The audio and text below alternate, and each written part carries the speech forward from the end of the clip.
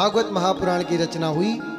इसके बाद में ये प्रश्न आया कि राजा परीक्षित को श्राप क्यों मिला, कथा क्यों सुननी पड़ी।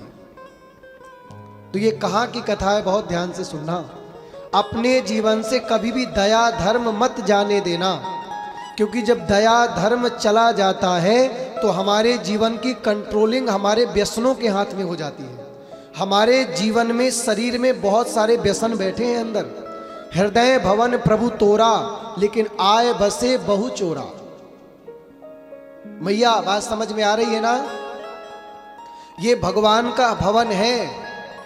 भगवान मैं कहता मंदिर में भी नहीं मिलेंगे, शमशान में भी नहीं मिलेंगे, गुरुद्वारे नहीं मिलेंगे। कहाँ मिलेंगे? भगवान भक्त के विश्वास में रहते हैं। अगर विश्वास ना हो तो मंदिर जाने का कोई अभिप्राय नहीं है, देवालय जाने का कोई मतलब नहीं है। भगवान के दर्शन से ज्यादा श्रेष्ठ भगवान की कथा। पूछो कैसे? दुर्योधन तो रात दिन भगवान के साथ में ही रहता था। भगवान ने खूब समझाया, शांति दूत बन के आए। दुर्योधन ने बात मानी? नहीं मानी ना। तो इसीलिए बंधुओं बहुत प्यारी कथा है, ध्यान से सुनना। गुरुवर थे त्यक्त राज्यो व्यचर धनुवनम,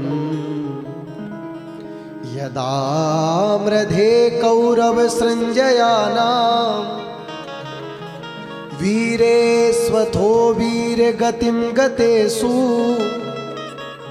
व्रकोदरा विद्य गदा विमर्श, भगनोरुदंडे धृतराष्ट्र पुत्रे।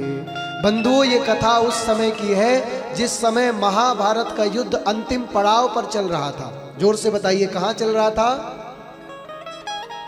वो महाभारत हुई तो भगवान ने गीता का ज्ञान दे करके समझा दिया, लेकिन जब आपके घर में महाभारत होती है तो आपके संस्कार ही उस महाभारत को विश्राम दिलाते हैं। और जब आप संस्कारों से विहीन हो जाएंगे, धर्मों से विहीन हो जाएंगे, तो आपका जीवन पशु के समान होगा। बुरा मत मानना। शास्त्र कहते हैं बहुत बोलने वाला व्यक्ति ही बहुत कलहकारी होता है। इस बहुत बोलने वाला जो बात बात पे बोलता है। पूरे महाभारत का युद्ध होने की जड़ क्या थी? ये जुबान। बात संभाल के बोलिए, बात के हाथ न पाओ। भरी सभा में द्रौपदी ने केवल यही तो बोला था कि अंधों के तो अंधे ही होते हैं, बोले हाँ या ना। ये बात उस दुर्योधन को चुभ गई। दुशासन से कहता पकड़ के लाओ और इसकी साड़ी खींचो। भरी सभा पर महाभारत जैसी स्थिति होने लग गई। सार सुन लीजिए पहले मैया। 12 वर्ष का वनवास, 1 वर्ष का अज्ञातवास, 13 वर्ष का वनवास पांडवों को मिला, लेकिन पांडवों ने भगवान को छाती रख करके 13 वर्ष झेल गए। जीत किसकी हुई? जो धर्म के रथ पर बैठा था। जीत किसकी हुई? जो धर्म के रथ पर बैठा था। धर्म के रथ पर कौन बैठा था? दोनों पक्ष में धर्म के न्यायाधीश बैठे। न्याय सुनाने वाला न्यायाधीश ही जब बेईमान हो जाता है तब कभी भी निर्दोषी व्यक्ति को न्याय नहीं मिलता। और आज न्यायाधीश भी पैसे के बदौलत, प्रेम से कहें श्री राधे, एक पक्ष में धर्म धुरी बन के बैठे हैं विदुर जी महाराज। विदुर जी कहां बैठे हैं? विदुर जी बैठे हैं कौरवों की तरफ। और एक पक्ष में धर्म धुरी बन करके बैठे हैं धर्मराज युधिष्ठिर। इन दोनों का कौन देख रेख कर रहा है? बोले द्वारिकाधीश। इसलिए मेरी मां बेवजह जवान मत चलाया करिए। कथा ही तुम्हें थोड़ा सा गंभीर बनाती है। कथा तुम्हारे मुंह पे जो आया तुमने फट से बोल दिया। हम तो ऐसा ही साफ बोलते हैं, किसी को बुरा लगे तो लग जाए। सत्य कभी बुरा नहीं होता। सत्यम ब्रूयात प्रियम ब्रूयात। सत्य तो प्रिय है। तुम्हारे बोलने का तरीका गलत हो सकता है श्रीमान जी, सत्य कभी गलत नहीं हुआ। आप बहुत बड़े स्टेडियम के मालिक हैं, बहुत बड़ी फैक्ट्री के ओनर हैं, ये बात मायने नहीं रखती। लेकिन आप कितने बड़े संस्कारों के मालिक हैं, ये बात बहुत बड़ी मायने रखती है। आपके पास में संस्कार कितना है? हमारी बात हो सकती, कई लोगों को ऐसा लग रहा हो अरे ये क्या कह रहे हैं आप, लेकिन बात तो यही ठीक है। करोड़ों का, अरबों का टर्नओवर होने के बाद यदि घरों में संस्कार नहीं तो कलह जैसी स्थितियां बनी रहती। मैया बोलो हाँ या ना। भागवत की प्रत्येक कथा तुम्हें तुम्हारे जीवन की हर एक स्थिति पर संकेत करती है। ये देख लो, ये देख लो, ये समझ लो, ये सुन लो, ये ठीक नहीं, ये ठीक नहीं। दुर्योधन के जंघा पर भीमसेन जी ने प्रहार किया तो जमीन पर गिर पड़े हैं।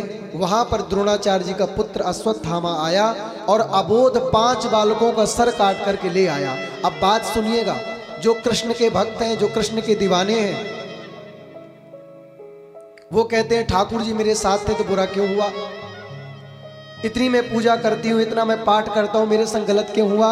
अगर ठाकुर जी चाहते, मैं आपसे ही पूछता हूँ, पहले आप अपना मत बताना, फिर मैं अपना मत बताऊंगा।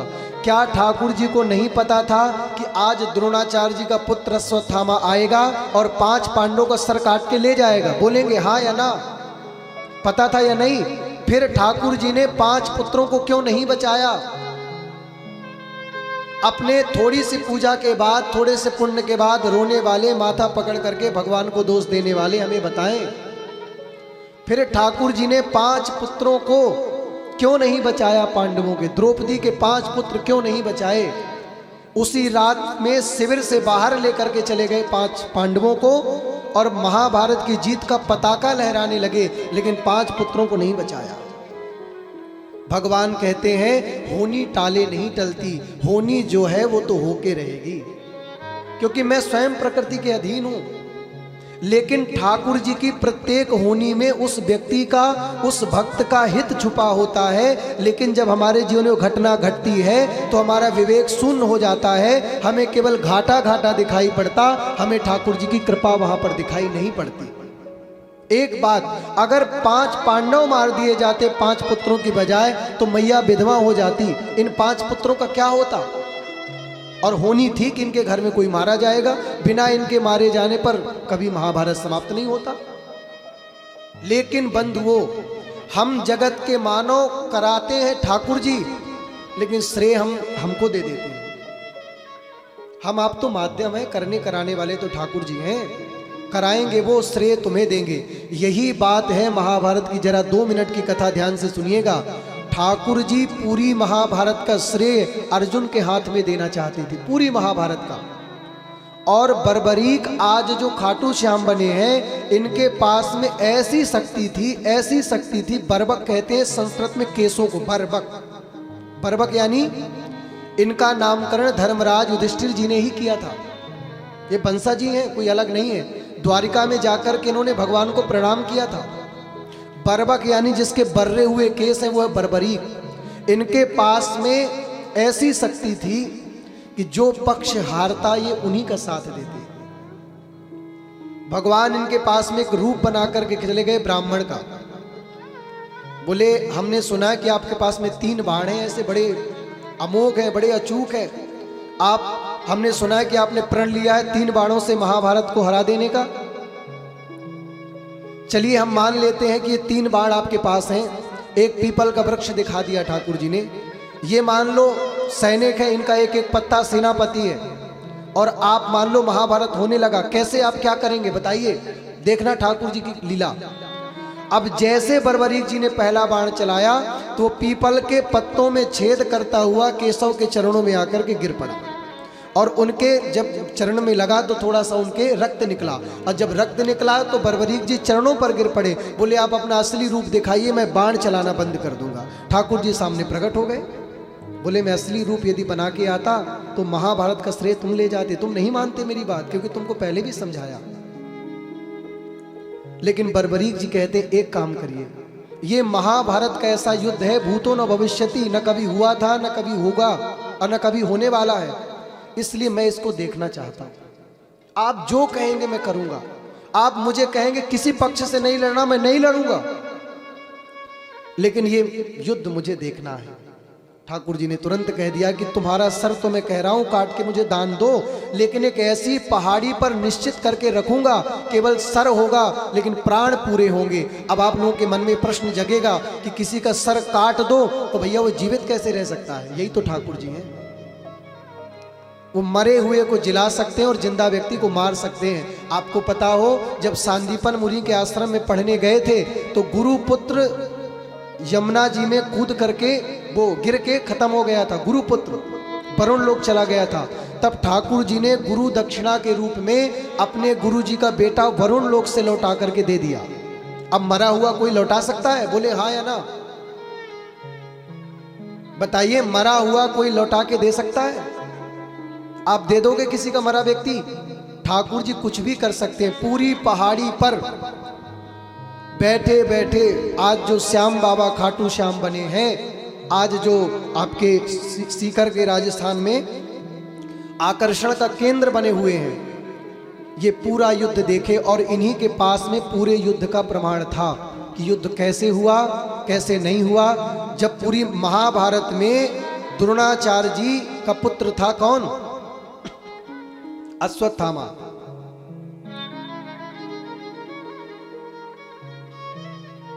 अश्वत्थामा का भ्रम मरने का करा के द्रोणाचार्य जी को मारा गया था। जब महाभारत युद्ध हुआ तो भगवान कहते शंख बजा दो। धर्मराज जी कहते मैं धर्म का अवतार हूं, शंख नहीं बजाऊंगा। बोले कह दो अश्वत्थामा मारा गया। बोले मैं धर्म का न्यायाधीश हूं, नहीं करूंगा। केशव तुम कितना भी मुझे कह दो। अब ठाकुर जी ने सोचा कि द्रोणाचार्य जी यदि मरेंगे नहीं तो महाभारत होगा नहीं। अब यहां बर्बरीक जी को तो संभाल लिया, अब द्रोणाचार्य जी को कौन संभाले? तो जैसे कहा गया, अश्वत्थामा नाम का एक हाथी था। अश्वत्थामा हतो नरोवा कुंजरोवा, ये तो बाद में बोल भी नहीं पाए धर्मराज जी, इतने में ठाकुर जी ने शंखनाद कर दिया। अश्वत्थामा हतो हति नरोवा कुंजरोवा, ये बोलते कि नर मरा कि कुंजर, हाथी मरा कि मानव मरा, ये नहीं बोल पाए। अश्वत्थामा नाम का महाभारत युद्ध में हाथी था। 18 क्षौणी सेना थी ना, कितने हाथी, कितने पैदल, कितने घोड़े, कितने रथ। तो ये बात बोली गई अश्वत्थामा हतो हति। इतने में ठाकुर जी ने जो शंखनाद किया, द्रोणाचार्य जी ने अपना वहीं पर धनुष छोड़ दिया। बोले अब मैं नहीं लड़ूंगा, मेरा तो बेटा ही चला गया। आज उन्हीं का बेटा है ये अश्वत्थामा। तो ठाकुर जी अनेक प्रकार की युक्ति बनाते हैं भक्तों का दुख हरने के लिए और अभिमानी का धन हरने के लिए। वो 1000 हाथ वाला जब तुम्हें धन देगा तो तुम 2 हाथों से कितना संभाल पाओगे? प्यारे जरा मुझे बताना, बताते चलिए आप, ऐसे काम नहीं चलेगा। 1000 हाथ वाला यदि देने में आएगा तो 2 हाथों से कितना समेटेंगे? श्रीमान जी बताएं। अन्नी भैया कितना, अमित भैया कितना समेटेंगे? नहीं ज्यादा समेट पाओगे। और वही 1000 हाथ वाला जब लेने में आएगा तो बचा कितना पाओगे प्यारे? तो पूरी महाभारत की वजह थी, अनेक वजह हैं जो मैं आपको सुनाता चल रहा हूं, लेकिन सबसे बड़ी वजह थी बोलना। बिना विचारे जो करे सो पाछे। अगर द्रौपदी ये ना बोलती कि अंधों के अंधे होते हैं तो महाभारत का युद्ध नहीं होता प्यारे। इसलिए आप यदि किसी को 1 उंगली दिखाते हो श्रीमान जी, तो सीधे सीधे 3 उंगलियां तुम्हारी तरफ आती हैं। किसी को बोलने से पहले, किसी को कुछ कहने से पहले तू पागल है, तू ऐसी है, तू वैसा है, तू ये है। अरे तुम कहाँ के दूध के धुले हो?